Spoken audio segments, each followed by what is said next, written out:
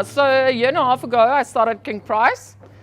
I was recruited, well, to be honest, I was invited for an interview without knowing really what I'm going for, what the job is I'm applying for at that stage.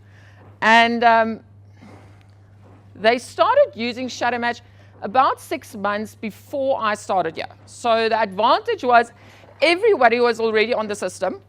They had the entire sales call center on the system, and they had benchmarks, and they were using this for recruitment. Tell me about how you set up these benchmarks. It's basic, you know, we took our top performers, put them in a benchmark, and we matched the people against it. Great stuff. That's what we all do. We create the benchmark of our top performers, and then constantly think, you know, we actually want these people to perform better. These are our top performers. They do make 60 sales plus, but I actually want them to do like 70 sales. So the moment I get a match and the habits are higher, this is a win. This is a strong guy. If he's stronger than my benchmark, he can only do better. So I was like, okay, whoa, whoa, whoa. We are completely on the wrong track here. We need to take everything you've got, throw it out, and we need to start from scratch. We have the data, but we need to understand the environment completely before we even build a benchmark. And that is where I started. So my first thinking was, okay, great. You have a very high staff turnover. And if I'm talking about a high staff turnover, usually people in call centers will tell me it's standard. Call centers have a high staff turnover. Well, I don't think you have to have a high staff turnover if you understand the environment and if you understand what you are driving. What you are driving and what the environment is two different things, and sometimes there's a mismatch. Cool. So I was like, okay, great. We need to seriously understand our environment before we can even build a benchmark. So understanding the environment, you need to ask yourself, if you have a high staff turnover, what is your employee life cycle? Now, employee life cycle, you recruit, you interview, you onboard, you train, they go onto the floor, and there you are. Welcome to the world. And then you start to develop, and you start to put in some career growth, and eventually they exit. The point is that people exit at different stages in this process. We have a staff turnover drop off. Out of the entire year, 40% of our people resign after 3 months. So if you look at a staff turnover, if 100 people resign within a year, 40 of them resign after 3 months on the floor. So behavioral-wise, I tell myself that within the first 3 months, you still need to be pretty energized and pretty excited to be here. The reason people leave are different to when they leave. Somebody resigning within 3 months, that's pure performance. The moment you move to 180 days, 60 months, if you have a drop-off there, so our drop-off over there is about 25%, that is a fit, a culture fit. The last drop-off is after a year. So that is where your development and growth comes in. So the moment we understood this, I was like, okay, I can literally cut the staff turnover by 40% if I recruit people that will perform. Coming back to Shadowmatch. If I create a benchmark of our top performers and I recruit those people, they will perform and they will stay longer than 3 months. Before you do that, you have to understand the performance pyramid. Guys, it's purely to understand where the weight of your performance is. So mostly, if you look at the majority of your floor, they will be performing. The majority is going to set the behavioral culture. So that is your average performance. Then we have our good performers. Top performers do 60 sales plus. consistently, every single month. Good performers, they do 50 to 60 sales. It's not bad. It's good performers. Our average performers do 40 to 50. I have these three groups. Everybody's performing.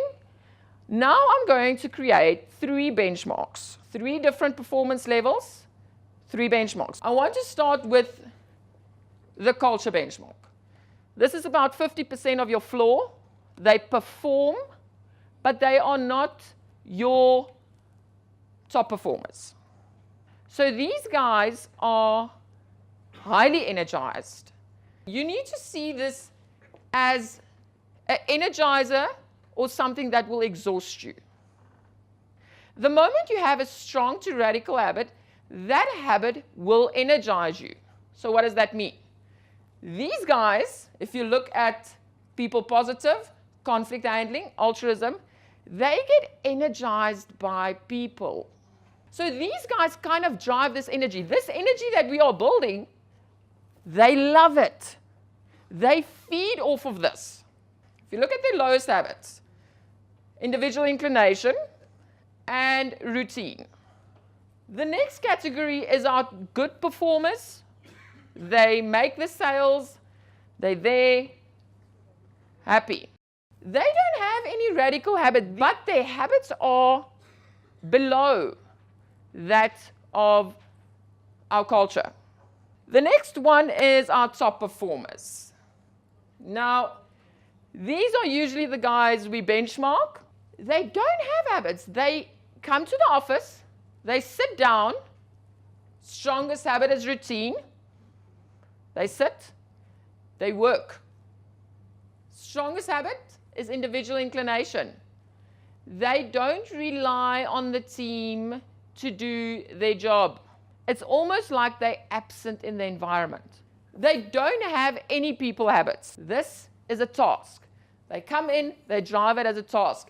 They work on their own, they have a routine, and their task efficiency is, I think, 68. The 2 lowest habits of the previous benchmarks are individual inclination and routine. It's only habits they don't have. Guys, you need to remember, we have this benchmark, now we want to develop people towards this benchmark with radical habits. Now that we understand this, and we have our 3 benchmarks, I have a very good understanding of what my behavioral culture looks like. I took all of these guys with a behavior of absenteeism, put them in a benchmark. Their behavior looks almost exactly like our culture benchmark. There's only one habit that collapses: individual inclination. They don't have individual inclination. Literally putting them in an environment with high energy, a lot of lights, and we expect them to show a habit that they don't have. This is a planned habit for them. So what happens? This habit, the moment I expect them to show it, will exhaust them constantly, constantly. By day 4, they man down. But the moment we match the guys that's got a habit of being absent, to our culture benchmark, they look exactly the same. So what we are doing is we are building an environment of high energy, but our culture, we have a culture of absenteeism. I said, give me the guys that are constantly scoring 90, 95 for QA. Then give me the guys that are constantly scoring 70, 75. Created 2 benchmarks, and I must tell you, when I did this, it was literally like I would put these people in a benchmark, and it will create a perfect benchmark. So my top QA guys, they look a lot like my good performers. They've got a habit strength of about 45. My low scoring QA guys, there's not really a difference. Their habits look the same. There was 2 habits, and I call them habits. Task efficiency and conceptual fitness. Task efficiency, my QA guys, top QA guys, task efficiency, 34%. So my QA guys work extremely slow, but their conceptual fitness is about 1 point higher, but if you look at it as a habit, it's the difference between a contextual habit and a strong habit. The low-scoring QA guys, they are 55% task efficient. On a 10-minute call, 2 minutes is quite a difference. They spend 2 minutes less on every 10 minutes with a client. Top QA guys, people orientated, that's yellow. It's the guy scoring lowest for QA. No people habits, task orientated, but it looks quite familiar. It looks very familiar if we look at our top performers profile we discussed earlier. Our top performers task efficiency is 67%. Again, this is the benchmark we're using to recruit. But the benchmark we're creating and we're recruiting against is driving a low quality. Our environment is driving absenteeism. And our top guys are driving low quality. So who's the guys that we actually need to benchmark? It's these guys that are consistent, performing above average, but they're not outliers. And we need to get a benchmark that we can recruit to so that we don't have to change our energy environment, but so that we don't recruit people that drives low quality. So I had a lot of data to work with, and it was 6 months data. So luckily by that time, the people that did it 6 months ago would probably have already resigned by then. And I said, great stuff. Let's take these 3 benchmarks. We match everybody against these 3 benchmarks. And then we give them a status. First status is Shadowmatch recommended. If the individual matches more than 1 benchmark, so he matches my culture and he performs. So I have 2 performing benchmarks and I have a culture benchmark. If he matches 2 of these benchmarks, I'll say Shadowmatch recommended. If he only matches 1 benchmark, I'll say we need to check this guy because he might be a match to my top performers, but then we have to be very aware that we need to do a lot of coaching when it comes to QA. Or we need to say the moment you start, you will have to go into a time management program. Because remember, somebody that works too fast also needs to understand how to manage their time. Same as somebody that works too slow. So we need to understand that if they match 1 benchmark, they will work, they will fit, they will perform. I'm happy with that, but with support. If they don't match any of the benchmarks, I'll say, not recommended. So I took 86 employees. Out of these 86 employees, 17 of them already resigned at that point, and we grouped them. Out of all the people seen as top performers, 16 of them was Shadowmatch recommended, 17 of them was control group, and only 7, I would have said, If you investigate further, these guys that were not recommended only performed the first 3 months. The guys that were good performers, so 40 sales up, they made target, they didn't perform great, but they were consistent and they made target every single month. 4 of them were Shadowmatch recommended, 9 was control group, and 9 was not recommended. The guys that were not performing, consistently making less than 40 sales a month, not one of them was recommended by Shadowmatch. 2 of them was control group, and 3 of them was not recommended.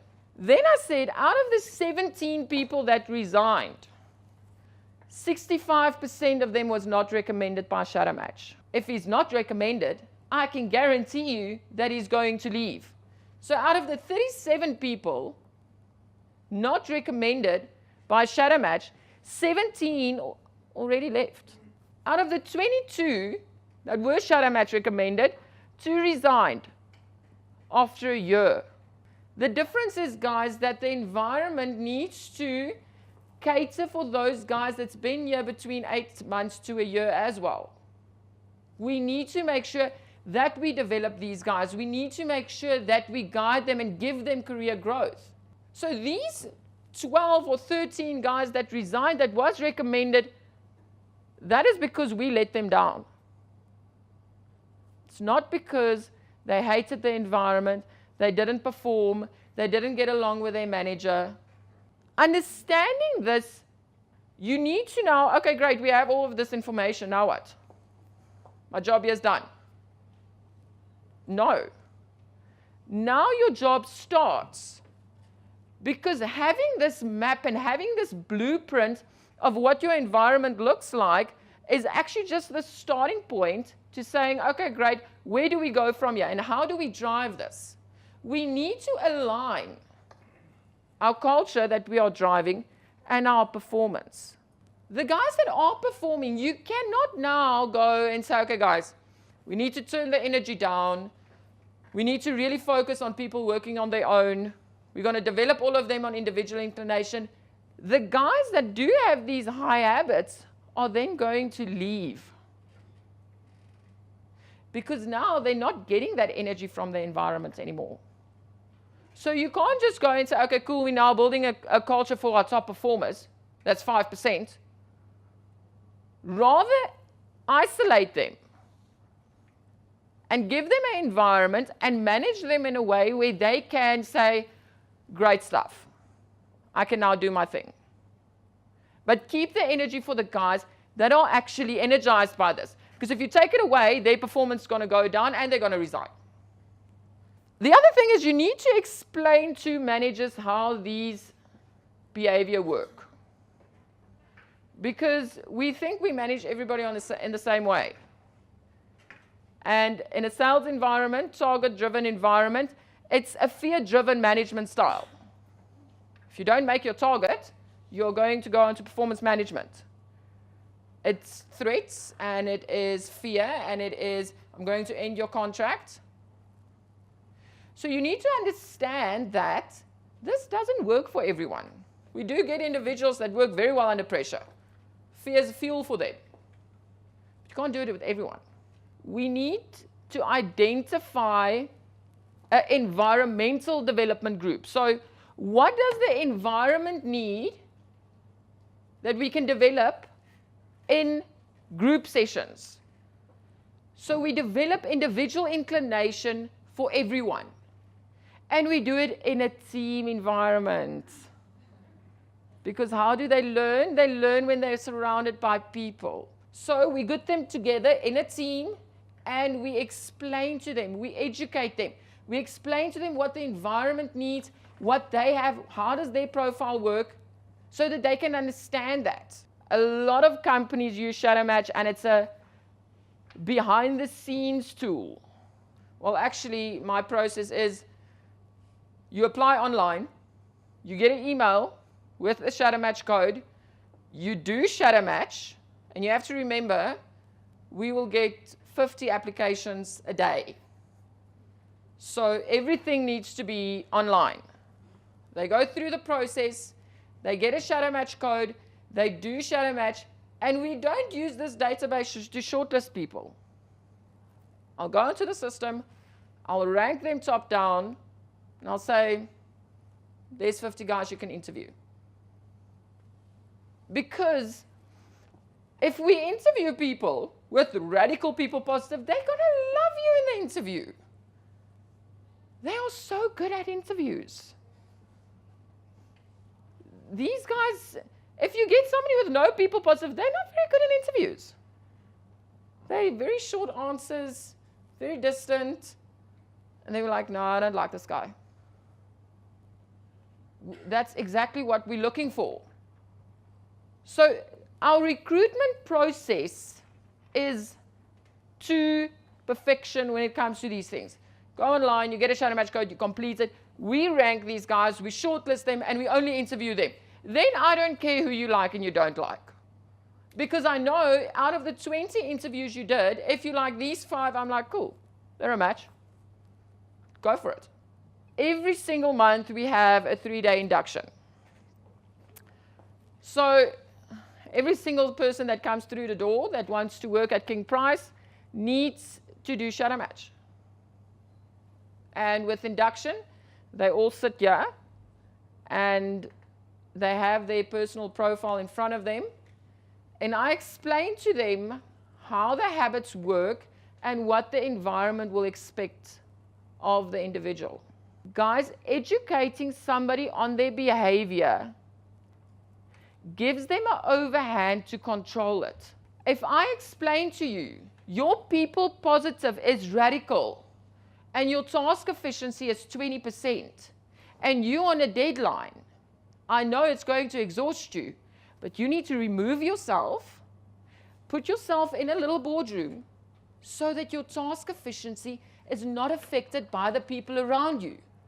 It's going to frustrate you like you've got no idea. And you're going to get exhausted by it. But you need to understand it. Somebody, for instance, with radical people positive, high altruism, high conflict handling, going to study at UNISA is an issue. These guys learn faster, quicker when they're around people. The moment somebody with low with low innovation or low problem solving, with high people habits, the moment they need to innovate or solve a problem, the only thing you do is you just put them around people, they start talking, and they're like, oh, I solved it myself. Because being around people energizes them, and that then empowers them to use the habits that they don't have. The moment you understand this, and the moment the individual understands this, they have more control over it. And I think that is the biggest thing we do wrong when we use Shadowmatch. We keep it to ourselves. We send them their full report. They don't read it because they don't know what you are trying to do with the information. The moment we start educating people, they understand conflict. They understand why they get exhausted. I tell them, guys, if you're here for 3 months and all of these walls suddenly look gray and you're exhausted, come to me so that I can explain to you the habits the environment expects of you and the habits that you have.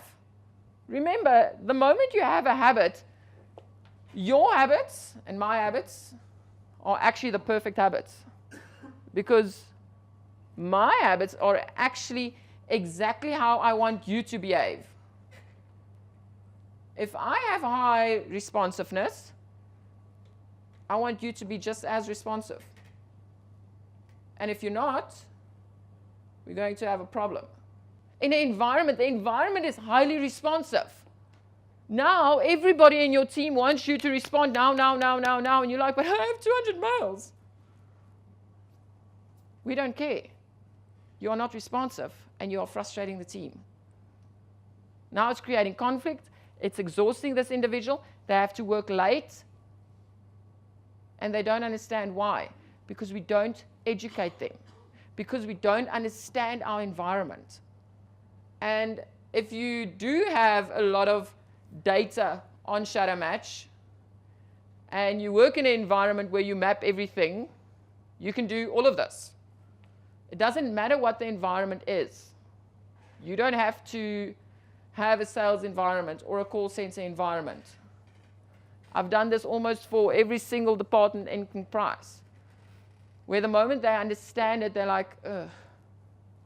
Isn't it kind of obvious now that you say it? It is, but you have to first try and prove it.